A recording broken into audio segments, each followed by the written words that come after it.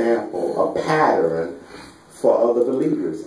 Even in your youth, listen to me, young people. He said, even in your youth, don't you be looking at somebody else to tell you how to do. That's right. You set the example. Yes. And he says, how? Where do I set the example? I wondered about this. My daughter was watching me and said, what are you doing?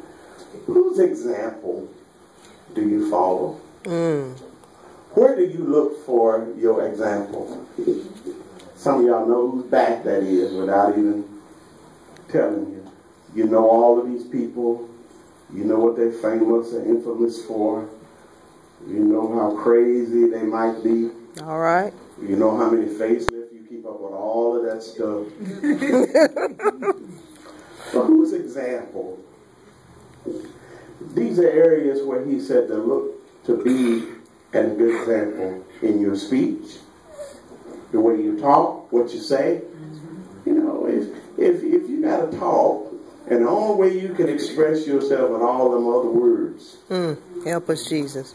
You know, what kind of example?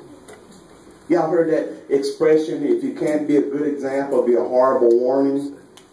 There's some people who are horrible warnings.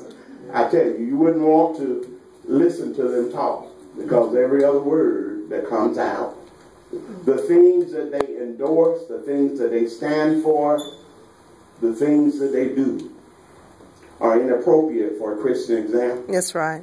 Where are the young folks who live with you, where do they get the example? All right. From here or from home?